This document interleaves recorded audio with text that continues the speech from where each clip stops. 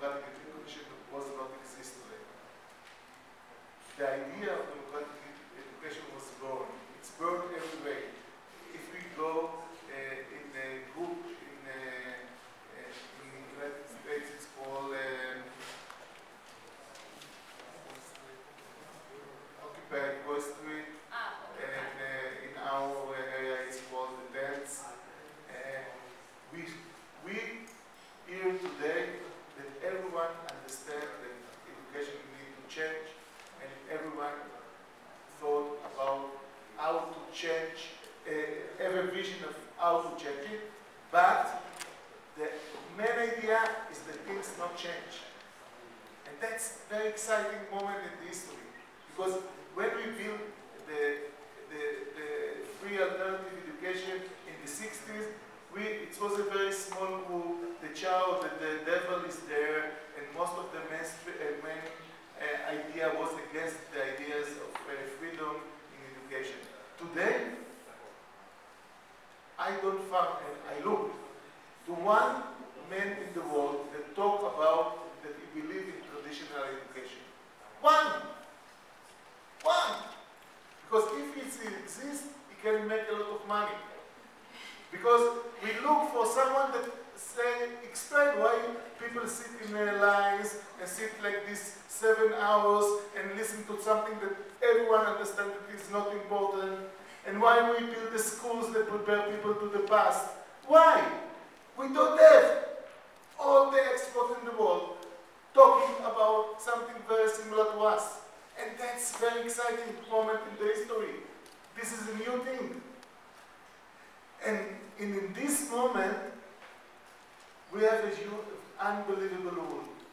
And the rule is, if we can really make a change and take the vision of networking, of working with, not as a teacher to 30 students, and make a class that everyone is a teacher and everyone is a student, make it a school that connect to other organizations that exist in the city, make the city connect to other cities, make the state connect to other states. This is the rule, and we can make the first step. This is, to me, the vision of democratic education today. We can make the first steps. And what you talk to you, I think the power, for example, if you talk only with the student of Chicago, it will be much difficult that the people from Chicago will meet a student from Cairo or from Tokyo and together thinking about this. And this is the time of connection, the time of partnership, the time that we can make a lot of things because the gates is open. All the time, it was like a wall around the education system in the world with a wall. And on the wall it was a guide and it said stop, alternative education. Now it's changed. And in the past, we come to the wall like a wave and break the wall and go back. Come and break. And now it's changed. The gates is open. The gates is open. And the guide stay in the front of the gate say, you're welcome. Something good to bring to the city. You're welcome. And this is a very unique time. We need to stop to think what not to do and think against the institute of the public institute. And this is the time to do. And to me, it's a time of connection. And I think if we really can make a connection, not one time in IDEC, but every day, our student, our teacher, we can lead the revolution that will happen. It will happen in any way. So that's my vision about the connection and democratic education. I'll try to be quick. My vision is also a question that I want to throw out to you all. I also dropped out of high school when I was 15. As a quote that says, don't let school get in the way of education. But I was sharing with some folks at lunch yesterday that as soon as I dropped out of high school, all of a sudden I discovered this passion for learning, right? Like reading books for the first time. And school, for me, it really stunted my passion to learn. And I think part of it was, you know, like I defy stereotypes. I'm Japanese, but I suck at math. I hate math. But I had to learn math, right? Even though I've never used most of what I learned. And so I guess my vision and my question is, how can we build schools where people can really follow their passion, and at the same time, part of my vision for education is that all schools mandate nonviolence, conflict reconciliation education as part of their curriculum, because the founder of my old organization used to say that, you know, we teach kids math and engineering and science and all this, even if they don't want to become engineers, they have to learn engineering. But conflict is universal. Conflict is something that every person in the world deals with, but we're not equipping students on how to deal with conflict.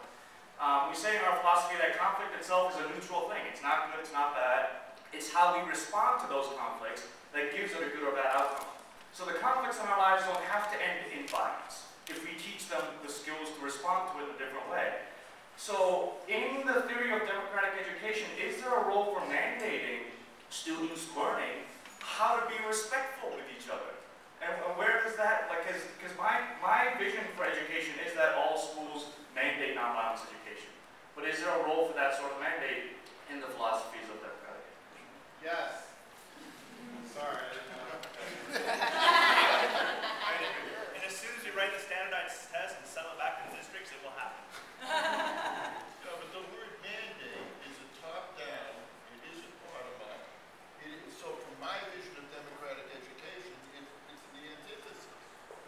And the other thing I throw out is you got to be very careful about the tyranny of the minority as well as the tyranny of the majority. So, You don't have to mandate things that are relevant for existence. So most people want it. Volume, please volume.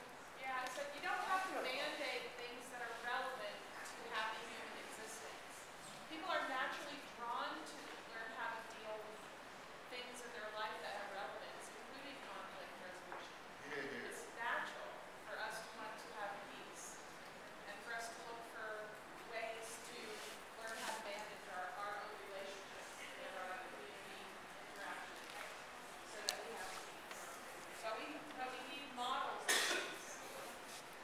And we have them.